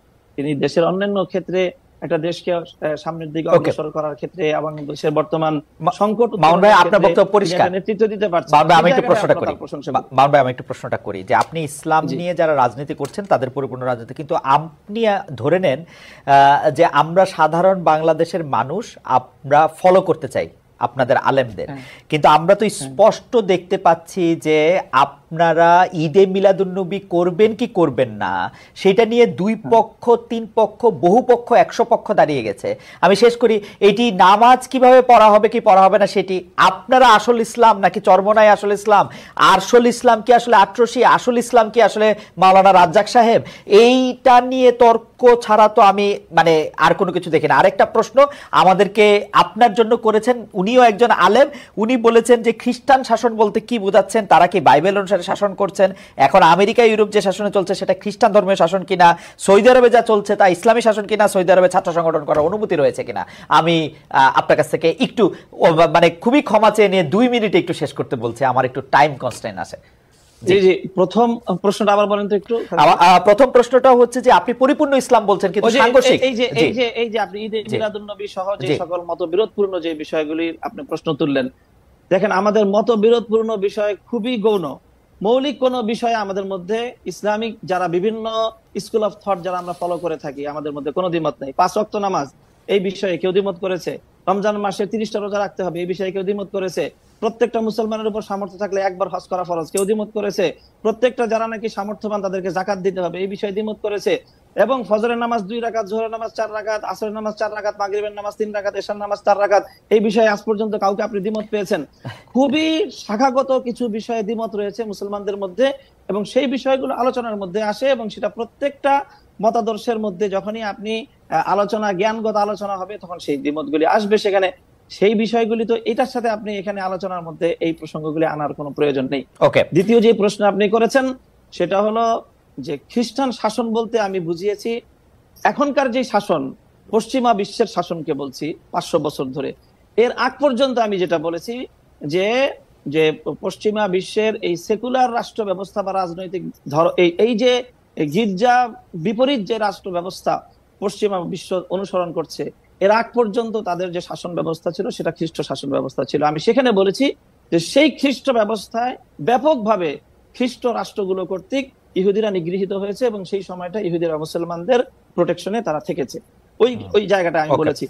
এর বিগত 500 বছর ধরে পশ্চিমা বিশ্ব তারা তো গির্জার শাসনের বিপরীতে সেকুলারিজমকে তারা রাষ্ট্র ব্যবস্থা হিসাবে, রাজনৈতিক বন্দোবস্ত হিসাবে তারা ফলো করছে এবং সৌদি আরব যেটা করছে সেটাও আংশিকভাবে তারা কিছু কিছু ক্ষেত্রে কোরআনের বিধানকে অনুসরণ করে, পূর্ণাঙ্গ ইসলামিক রাজনৈতিক বন্দোবস্তকে তারা অনুসরণ করে না। কাজে সৌদি আরব আমাদের কোনো মডেল না, সেটাকে দিয়ে আমাদের কাছে প্রশ্ন করলে আমরা সেখানে সরি বলা ছাড়া আমাদের কোনো উপায় নেই। জনাব মামুনুল হক, আপনাকে ধন্যবাদ, আপনি খুব কম সময় বলেছেন। আমি আবারও প্রশ্নটি করে রাখি, আপনি যেগুলিকে সামান্য বিরোধ বলছেন আমরা কিন্তু সেগুলিকে সামান্য বিরোধ দেখছি না। আমরা দেখেছি যে আপনার মনে থাকবে জনাব নুরুল ইসলাম ফারুকী খুন হয়েছিলেন প্রাইসিমালের কারণে, তাকে জবাই করে হত্যা করা হয়েছিল। এই রকম মতবিরোধ থাকার কারণে, আমরা এরকম মতবিরোধ থাকার কারণে কিন্তু বিভিন্ন জায়গায় বিভিন্ন সেক্ট দেখছি যে বিভিন্ন গোষ্ঠী, স্বঘোষিত গোষ্ঠী যারা একজন আরেকজনকে কাফের বলছেন, আক্রমণ করছেন। এমনকি আপনাদের ইসলামিক আদর্শের রাষ্ট্রের সঙ্গে জামায়াতে ইসলামের ইসলামী রাষ্ট্রের বা অন্য কোন ইসলামিক দলের আদর্শিক রাষ্ট্রেরও একটা বড় তফাৎ আমরা দেখে যাচ্ছি। এইটাকে আপনারা কনসলিডেট কিভাবে করবেন? আপনারা এইটা ভাবছেন কিনা, এটা আমার প্রশ্ন। আমি একটু অধ্যাপক তাসনিম সিরাজ মাহবুবের কাছে আমরা একটু যেতে চাই, যে আপনি এক সাক্ষাৎকারে এটি বলেছেন যে দেশের সার্বিক সংস্কারের জন্য অন্তর্বর্তী সরকারকে সময় দিতে হবে। এই সরকারকে আপনি কত বছর সময় দিতে চান? 2, 3, 5 বছর সময়? আর একটা জিনিস আপনাকে বলে রাখতে চান, আমাদের আর সময় নাই, আসলে এই প্রশ্নটাই আপনাকে করতে চাই, অন্তর্বর্তী সরকারকে আপনি কতখানি সময় দিতে চান, 2, 3 না 5 বছর? এবং আপনি কেন মনে করেন যে সংস্কার আসলে অন্তর্বর্তী সরকার করবে, সেটা পরবর্তী সরকার এসে করবে না? তাসনিম সিরাজ মাহবুব। না, আমি সেটা কোথাও বলিনি যে মনে করেন কেন এই সরকার করবে, পরবর্তী সরকার করবে না। আমি বলতে চেয়েছি বা চাচ্ছি সেটা হলো বেসিক কিছু জিনিস আছে যেগুলো ওনাদেরকে করে যেতে হবে। যেমন শহীদদের তালিকা তৈরি করে, আহতদের তালিকা তৈরি করে এদের পুনর্বাসনের ব্যবস্থা করা আহতদের ক্ষেত্রে, এটা ওনাদেরকে করতে হবে। এবং এতদিনে এটা ওনাদের করে ফেলা উচিত ছিল। এখানে ওনারা আমাদেরকে লেট ডাউন করেছেন। শহীদের তালিকা করেছেন, আহতরা এখনো হয়নি, এবং আহতরা অনেক ক্ষেত্রেই যতটুকু সাহায্য প্রয়োজন ততটুকু পাচ্ছেন না। এটা হলো 1 নাম্বার। আরেকটা হলো আপনার কিছু আছে শর্ট টার্ম, কিছু আছে লং টার্ম। এখন ওনারা যদি বাংলাদেশের শিক্ষা ব্যবস্থাকে ঢেলে সাজাতে চান, এটা 6 মাস 1 বছরে সম্ভব না। সো উনাদের যেগুলি এখন করা দরকার, ইমিডিয়েট অ্যাটেনশন যেগুলিতে দরকার, তার মধ্যে একটা যেটা আমি বললাম, শহীদের তালিকা তৈরি করা, দেশের অর্থনৈতিক অবস্থাকে স্থিতিশীল করা, আইনের শাসন অ্যাসিওর করা, আইন শৃঙ্খলার উন্নতি করা, এগুলি উনাদের গোল হওয়া উচিত। এই কয়টা কাজ করতে আমি কোনো নাম্বার বলবো না। এই কয়টা কাজ করতে যৌক্তিকভাবে যতটুকু সময় লাগে ততটুকুই উনাদের নেওয়া উচিত। তবে আমাদের এটাও মনে রাখতে হবে, আমি একটু শেষ করি খালিদ সাহেব, আমি কিন্তু কখনো জোর দিয়ে বলছি না, এবারই বললাম। আমি এতটুকুই বলবো যে আপনি কিন্তু নবজাত শিশুকে দিয়ে মা বাবা ডাকাতে পারবেন না। আপনি তাকে যতই দুধ খাওয়ান আর যতই মারধর করেন, তাকে সময় দিতে হবে। আমরা এত অসহিষ্ণু কেন? আমরা সর্বক্ষেত্রে অসহিষ্ণু, পরমতের ব্যাপারে শুধু না, সব ক্ষেত্রে আমরা অসহিষ্ণু। এখন আমাকে ট্যাগিং করা হবে যে আমি বর্তমান সরকারের দালাল, তো ট্যাগিং নিয়ে এখন আর চিন্তা করি না, এটা ভূষণে পরিণত হয়েছে আমাদের মতো মানুষের জন্য। কিন্তু আমার কথা হলো, আমার ক্ষেত্রে যে জিনিসটা মনে হয় উনারা ঠিক করছেন না, সেটা হলো যে উনারা লং টার্ম আর শর্ট টার্ম গোলগুলিকে উনারা আলাদা করছেন না, উনারা র্যান্ডমলি কাজ করছেন।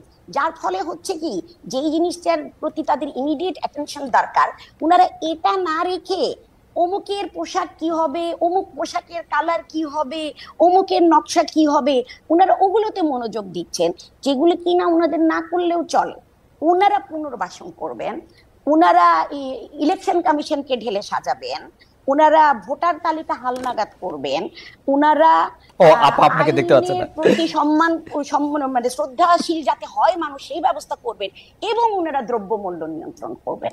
এটা উনাদের ইমিডিয়েট টার্গেট হওয়া উচিত। আচ্ছা আপা, আপনি যে সংস্কারের কথা বলছেন বা যেইগুলি কথা আপনি বলছেন যে এইগুলি এই সরকারে করা উচিত, যার জন্য আসলে ঠিক কতটা সময় বা টাইম ফ্রেম দেওয়া দরকার সেটা আপনি বলতে চাচ্ছেন না।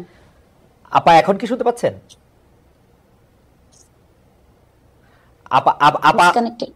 আপা আমাকে শুনতে পাচ্ছে না? আমি এখন পাচ্ছি। আচ্ছা আপা, আমি যে প্রশ্নটি করতে চাইছি সেটি হচ্ছে যে আপনি বলছেন যেই কাজগুলি এখন এই মুহূর্তে করতে হবে, আপনি যেগুলিকে প্রায়োরিটিতে দিলেন, যে এই কাজগুলি একটা অনির্বাচিত সরকার কেন করবে? আমরা তো সংবিধান অনুযায়ী আমরা এই রাষ্ট্রটার মালিক, তো জনগণ রাষ্ট্রটা মালিক হলে জনগণের প্রতিনিধিরাই তো শুধু রাষ্ট্র ব্যবস্থায় মানে রাষ্ট্র পরিচালনা অংশ নেওয়া উচিত। কেন একটা ইন্টারিম ব্যবস্থা এটা হইতে পারে, কিন্তু এটা এরকম কেন? আপা আপনাকে 1 মিনিটে শেষ করতে হবে, এই পর্বে আপনার কাছে আসতেছি। জি জি আপা, 1 মিনিটে আমি শেষ করছি। আমি একটা জিনিস নিয়ে শুধু বলি, এই যে মনে করেন আপনার একটা অবাধ সুষ্ঠু নির্বাচন করতে হলে আপনাকে কিন্তু ভোটার তালিকা হালনাগাদ করতে হবে। এখন আপনি যদি বলেন যে নতুন সরকার এসে সেই ল মেকাররা এটা হালনাগাদ করবে, তাহলে ওরকম ইলেকশনটাকে বিশ্বাসযোগ্য হবে যে আপনি ল মেকার এসে তালিকা, তাহলে আপনি পুরানো তালিকা যেটার মধ্যে অনেক ভুয়া ভোটার আছে, অনেক জেনুইন ভোটারের নাম নেই, এইটা দিয়ে আপনি যদি কোনো নির্বাচন করেন, এই তালিকা ফলো করে, সেই নির্বাচনের মানে বিশ্বাসযোগ্যতা কতটুকু থাকবে? তাদেরকে তো আমরা সবাই দায়িত্ব দিয়েছি, তারা তো উড়ে এসে জুড়ে বসেনি। অনির্বাচিত হতে পারে, কিন্তু তারা আমাদের ম্যান্ডেটে হচ্ছে। তাদেরকে এতটুকু স্বাধীনতা তো দিতে হবে। আচ্ছা আপা, আমার আপনার কাছে এই বিষয়ে প্রশ্নটা দুটি ভাগ আছে। আমি কেন আপনাকে একটু 1 মিনিটে শেষ করতে বললাম, কারণ আমাদের এই অনুষ্ঠানটি চ্যানেল 24-ও দেখানো হয়, কিন্তু চ্যানেল 24 এর টপ অফ দ্য আওয়ার নিউজের জন্য তাদেরকে এখন স্টুডিওতে ফিরে যেতে হবে। আমরা আপনাদের সঙ্গে আরো কিছুক্ষণ থাকবো। আমি একটু স্টুডিওতে অনুরোধ করেছি আমাদেরকে একটু এক্সটেন্ড করার জন্য। আমি যেই প্রশ্নটি আপনার কাছে করতে চাই সেটা হচ্ছে যে ভোটার তালিকা হালনাগাদ করাটা যদি এত জরুরি হয়, এবং ভোটার তালিকা হালনাগাদ করা কিন্তু এত সহজ কাজ না, এটা একটা সময় সাপেক্ষ কাজ, কিন্তু আমরা কিন্তু দেখেছি এই সরকার এখন পর্যন্ত একটা নির্বাচন কমিশনই ফর্ম করতে পারে নাই। ফর্ম করবে, তারপরে হালনাগাদ করবে। দ্বিতীয় কথা হচ্ছে যে আপনি বলেছেন যে তারা উড়ে এসে জোরে বসেনি, তাদেরকে আমরা ম্যান্ডেট দিয়ে বসেছি। সে আমরা আসলে কারা, মানে কার ম্যান্ডেটে তাসনিম সিরাজ মাহবুব আসলে অন্তর্বর্তীকালীন সরকারের সদস্য নন, কিন্তু আরেকজন সদস্য, মানে সেই লোকটি আসলে কারা? আমি আগেই বলে রাখি, আমার কোনো সমস্যা নাই, যারা উপদেষ্টা আছেন, প্রধান উপদেষ্টা সহ তাদের সবাই আমার খুব ভালো লাগে, তারা সবাই আমার খুব প্রিয়, তারা খুব লক্ষ্মী, তারা সবচেয়ে ভালো, পৃথিবীর সবচেয়ে ভালো, কিন্তু ম্যান্ডেটটা কোত্থেকে পেলো এটা আমার একটু জানতে ইচ্ছা করে। ম্যান্ডেটটা কার আসলে? আচ্ছা, আপনি অবশ্যই জানেন, এটা দর্শকরা জানেন না, সেই কারণেই বলছি। আপনাদের ভুলে যাওয়ার কথা না যে বঙ্গভবনে এই ছাত্র সমন্বয়কদের সাথে একটা মিটিং হয়েছিল, 3 বাহিনীর প্রধান, এবং পরে তারা প্রেসিডেন্টের সাথে বসে তারা কথা বলেছিলেন যে তারা ডক্টর ইউনূসকেই চিফ অ্যাডভাইজার হিসাবে দেখতে চান। তো এটা তো আমরা করিনি, যে ছাত্র জনতা এই অভ্যুত্থানটা করেছে এবং সেটার নেতৃত্ব যারা ওই সময়ে দিয়েছিল তারাই গেছে আলোচনা করতে। কারণ 3 বাহিনীর প্রধান, বিশেষত আর্মির প্রধান, তাদেরকেই দাওয়াত দিয়েছেন। খালেদ মহিউদ্দিনকে বা তাসনিম মাহবুবকে কিন্তু দাওয়াত দেন। তো তাদেরকে দিয়েছেন এবং আমরা কেউ আপত্তি করিনি, কারণ তারা খুব অ্যাক্টিভলি পার্টিসিপেট করেছে, আমরাও ছিলাম, কিন্তু তারা খুব অ্যাক্টিভলি পার্টিসিপেট করেছে, তারা নির্যাতিত হয়েছে। যখন তাদেরকে দাওয়াত দেওয়া হয়েছে তারা গিয়েছে, তারা এটা নিয়ে আলোচনা করেছে, আলোচনাটা ফলপ্রসূ হয়েছে এবং সেই আলোকে একটা সরকার হয়েছে। সেই হিসাবেই আমি বলছি, তখন তো আমরা কেউ আপত্তি করিনি যে না, একে চিফ অ্যাডভাইজার করা যাবে না বা তাকে অ্যাডভাইজার করা যাবে না। প্রথম দিকে সরকার এত বিতর্কিত সিদ্ধান্ত নেয়নি। এখন যত দিন যাচ্ছে আর নতুন নতুন উপদেষ্টাদেরকে সংযোজিত করা হচ্ছে, সমস্যাটা তখনই দেখা দিচ্ছে। কারণ আমার মনে হয় ওনারা ব্যাকগ্রাউন্ড স্টাডি করছেন না, আর ইলেকশন কমিশনের কাজটা যে ওনারা শুরু করছেন না, এটা কি আমরা সমর্থন করছি বা ভালো দৃষ্টিতে দেখছি? মোটেই না, মোটেই না। আপনারা যদি বলেন যে এখন আমরা কি করছি, আমরা এমনি ওয়াচডগ, আমরা বসে বসে দেখছি এবং ওনারা যে কাজগুলি ভুল করছেন বা সঠিক করছেন না, সেগুলোর ব্যাপারে কিন্তু আমরা খুবই সোচ্চার। সোশ্যাল মিডিয়ায় যান, দেখেন, তাহলে বুঝতে পারবেন। আপনাকে ধন্যবাদ। আমি জনাব মামুনুল হক, আপনার কাছে আজকের জন্য আমরা একটু শেষ প্রশ্নে আসতে চাই যে আসলে ইসলামিক দলগুলি এক একজন এক এক রকম মতবাদ, এক এক রকম কথা সামনে আনার পর, এবং অনেক সময় এই কথাগুলি খুবই আক্রমণাত্মক এবং একজন আরেকজনের সাথে খুবই সাংঘর্ষিক, সেইটার ক্ষেত্রে আপনারা কিভাবে এটাকে আসলে মানে সমন্বয় করতে চাইছেন সেটিও যদি আমাদের একটু বলেন, এবং এটার ক্ষেত্রে আপনাদের লক্ষ্য এবং উদ্দেশ্য কি, এর মধ্যে জামাতে ইসলামী থাকবে কিনা, প্রধান বড় ইসলামিক রাষ্ট্র মানে দল হিসেবে আমি বলতে চাইছি আর কি, হেফাজতে ইসলামীতে যেসব দলগুলি ছিলেন তাদের অংশগ্রহণটা কি হবে? আমাদের খুবই আপনার কাছে সরি, আমরা 2 মিনিট সময় আপনার কাছে মাত্র। জি খালেদ ভাই, আপনি একটা প্রশ্ন রেখে গিয়েছিলেন যে ওই যে নুরুল ইসলাম ফারুকী সাহেবের হত্যাকাণ্ড বা এই জাতীয়। আসলে দেখেন, এই আমাদের ভিতরকার যে সকল মতবিরোধ গুলো রয়েছে, সেই সকল মতবিরোধ গুলোর একটা, আমি আগেই বলেছি, শাখাগত বিষয়ে কিছু মত পার্থক্য রয়েছে। সেই জায়গাটায় অনেকে হয়তো মতবিরোধের জায়গাটায় কিছুটা তারা সীমা লঙ্ঘন করেন, সেটা কখনোই সীমা লঙ্ঘন তো সীমা লঙ্ঘনই, সেটাকে আপনি মূল ধারার কাজ হিসেবে কখনোই গণ্য করতে পারেন না। এখনকার যে প্রশ্ন আপনার, সেটাতে অবশ্যই আমরা যারা রাষ্ট্র ব্যবস্থায় ইসলাম দেখতে চাই, অর্থাৎ যারা আমরা ইসলামী রাষ্ট্র প্রতিষ্ঠার আন্দোলন করি এবং সেই রাজনীতি করি, আমরা মনে করি যে এই পয়েন্টে যারাই আছে তাদের সাথে শাখাগত ক্ষেত্রে আমাদের যতই মত পার্থক্য থাকুক, মৌলিক একটা জায়গায় আমরা অবশ্যই ঐক্যবদ্ধ আছি, সেটা হলো আমরা ইসলামী রাষ্ট্র ব্যবস্থা প্রতিষ্ঠা করতে চাই। সেই জায়গায় আমরা ঐক্যবদ্ধ। তবে বর্তমানে বাংলাদেশের সার্বিক পরিস্থিতিতে বিগত যে ফ্যাসিবাদের যেই একটা আক্রোশ এবং তার যে বৈষম্য এবং তার যে অত্যাচারের শিকার আমরা হয়েছি যে পক্ষগুলো, আমরা এখন আপাতত মনে করি যে তাদের সকলের মধ্যে এক ধরনের ঐক্য থাকা দরকার, যাতে কোনোভাবেই সেই জালিম এবং ফ্যাসিবাদী চক্র যেন আবার কোনোভাবেই বাংলাদেশের রাজনীতিতে সহসাই তারা প্রতিষ্ঠিত হতে না পারে, তাহলে আমাদের এই আগস্ট বিপ্লবের সকল অর্জনই ব্যর্থ হয়ে যাবে, এবং সেক্ষেত্রে সেই অত্যাচার এবং ফ্যাসিবাদ আরো অনেক বেশি আগস্ট বিপ্লবের কথা ফিরে আসবে। মামুন ভাই, আগস্ট বিপ্লবের কথা যখন বললেন তখন আমি আপনাকে একটা বিষয় একটু প্রশ্ন করতে চাই। সেটি হচ্ছে যে আপনি নিশ্চয়ই, আপনার মনে আছে যে তারিখটা হচ্ছে এই বছরেরই 27 জুলাই মনে হয়, 27 জুলাই আপনাদের সাথে, আলেমদের সাথে স্বরাষ্ট্র মন্ত্রণালয়ে স্বরাষ্ট্রমন্ত্রীর একটি বৈঠক হয়েছিল, আপনারা সেখানে গিয়েছিলেন। সেখানে আপনারা কি এই সরকারকে সমর্থন করেছিলেন এরকম আপনারা শুনেছিলাম যে শেখ হাসিনা সরকারকে সমর্থন করেছিলেন, এটা কি ঠিক?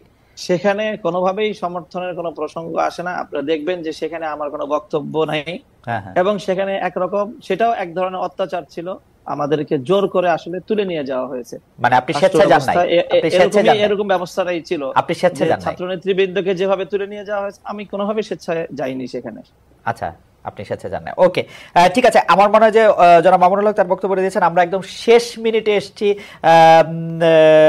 আমি ম্যাডামকে প্রশ্ন করতে চাই যে ম্যাডাম, আপনি যত কথাই বলেন বাংলাদেশের একটা বড় অংশ তারা তো আসলে বোধহয় মনে করেন যে যদি ইসলামিক আদর্শে রাষ্ট্র পরিচালিত হয় তাহলে সেটা রাষ্ট্রের জন্য ভালো হবে।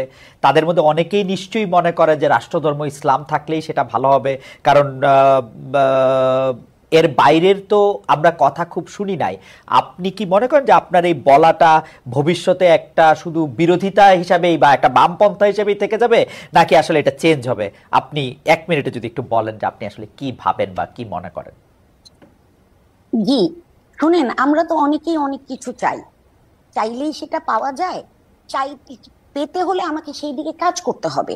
সো ওনারা যদি ইসলামিক রাষ্ট্র ব্যবস্থা কায়েম করতে চান, ওনারা সহ্য ধৈর্য নিয়ে ভদ্রতার সীমা লঙ্ঘন না করে ওনারা ক্যাম্পেইন চালান।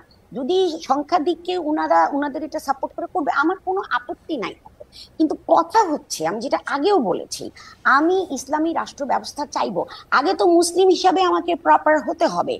আমি একজন কোন ক্যাটাগরির মুসলিম? আমি কি একজন ভালো মুসলিম? অন্য লোক, বিশেষ করে অমুসলিমরা কি আমার সাথে নিরাপদ বোধ করে? আমি কি এমন কথা বলি যেটাতে দেশে দাঙ্গা লেগে যেতে পারে? আমি কি অ্যাগ্রেসিভ ভাবে কথা বলি? এই কাজগুলি কি আমি করি? কারণ এগুলি কোনোটা আল্লাহর পছন্দের কাজ না। আমাদেরকে দিনে 5 বার নামাজ পড়তে বলা হয়েছে, যেটা আর কোনো ধর্মে নাই, এটা শুধু ইসলাম ধর্মেই আছে। কারণ আমাদের আল্লাহ চেয়েছেন আমাদের জীবনাচরণটা এমন হোক যাতে নন মুসলিমরা দেখে অনুপ্রাণিত হবে এবং তারা কনভার্ট করবে। সো আমাদেরকে কিন্তু সবসময় ভালো ভালো কাজ করতে বলা হয়েছে। আমরা কেন অন্যদেরকে উস্কে দিচ্ছি? আমরা কেন হুমকি ধমকি এগুলো দিচ্ছি? আমার কাছে শান্তিপূর্ণ ভাবে করব। ওনারা রাষ্ট্রধর্ম ইসলাম চান, কোনো অসুবিধা নাই, কিন্তু এটা শান্তিপূর্ণ। সবাই যদি মত দেয় তারা করবেন। আমার যদি ভালো না লাগে আমি অন্য দেশে চলে যাবো, সিম্পল এজ দ্যাট। কিন্তু এটা নিয়ে ঝগড়াঝাটি, মারামারি, ট্যাগিং, মানুষজনকে খারাপ ভাষায় কথা বলা, এগুলো তো ঠিক না। আপা, আপনাকে ধন্যবাদ। আমরা আসলে আপা যেহেতু এই কথাটা বলেই ফেলছেন যে আমরা একটু বেড়ে গেলেও যে মামুন ভাই আপনি 30 সেকেন্ড একটু বলবেন কিনা এইটা আপার আহ্বানটা সম্পর্কে। না, এটা তো পরিষ্কার একটা বিষয় যে বাড়াবাড়ির তো সুযোগ নেই, কিন্তু আমরা কি ট্যাগিং এর শিকার হচ্ছি না? আমাদেরকে কেন মৌলবাদী বলছেন বা কেন আমাদেরকে জঙ্গিবাদী বলে গালি দিচ্ছেন? না না, আমরা তো ইসলামী রাষ্ট্র প্রতিষ্ঠা করা আন্দোলনের কথা বললেই মৌলবাদ বলে এটাকে আখ্যায়িত করে এটাকে ট্যাগিং করা হয়। যেমন আপা যখন কথা বলছেন, সংস্কৃতি মামুন ভাই, আপা যখন কথা বলছেন, আমাদের এখানে যারা মন্তব্য করছেন, আপা যখন কথা অনুসরণ করতে হয় পূর্ণাঙ্গ ইসলাম অনুসরণ করবেন, আমরা সেটারই আহ্বান জানাই, আপা সেটারই আহ্বানই জানাই। জি, এবং মানুষ যদি সেটাকে অ্যাকসেপ্ট করে তাহলে তাকে ইসলামী রাষ্ট্র প্রতিষ্ঠা ব্যবস্থা বাস্তবায়ন করার সুযোগ দিতে হবে আমাদের। কিন্তু আপা যখনই কথা বলছেন, যে আমার মনে হয় মামুন ভাইও ঠিক কথা বলেছেন, এবং আপা যখন কথা বলছেন তখনই যে তাকে ভারতীয় দালাল, হিন্দুদের এজেন্ট এগুলি বলা হচ্ছে সেটাও কিন্তু সত্য। এবং আপনি প্রচুর পরিমাণে লোক তাকে এই কথা বলছেন, অথচ উনি বলছেন যে উনি প্র্যাকটিসিং মুসলমান, উনি বলছেন যে উনি 5 ওয়াক্ত নামাজ পড়েন, উনি বলছেন যে উনি এইটাকে মনে করেন যে ইসলাম হচ্ছে এমন একটা ধর্ম যাতে সবাই তার প্রতি আকৃষ্ট হওয়া উচিত। ওনার এই স্কুলটাকেও আসলে ভারতীয় এজেন্ট, ভারতীয় দালাল বলা হচ্ছে। এবং মামুন ভাই ব্যাপারেও আসলে, মামুন ভাইয়ের ব্যাপারটাও আসলে পরিষ্কার, শুধুমাত্র উনারা ইসলামিক রাষ্ট্র বলছেন বলেই তাকে জঙ্গিবাদী, মৌলবাদী, হ্যানবাদী, ত্যানবাদী যে ট্যাগ দেওয়া হচ্ছে সেটি থেকে আমরা মুক্তি চাই। আপনাদের দুজনকেই অনেক অনেক ধন্যবাদ, অধ্যাপক তাসনিম সিরাজ মাহবুব এবং জনাব মামুনুল হক। আপনারা আজকে সুন্দর একটি আলোচনার মাধ্যমে আমাদেরকে অনেক বেশি আলোকিত করেছেন, আপনাদেরকে আমরা ধন্যবাদ জানাই। দর্শক, আমরা বৃহস্পতিবার দিন আসছি আবার নিশ্চয়ই নতুন কোনো অনুষ্ঠানে, সে পর্যন্ত আপনাদেরকে অনেক অনেক ধন্যবাদ। আপনারা আমাদের সাথে থাকবেন, চ্যানেল 24 নিশ্চয়ই দেখবেন।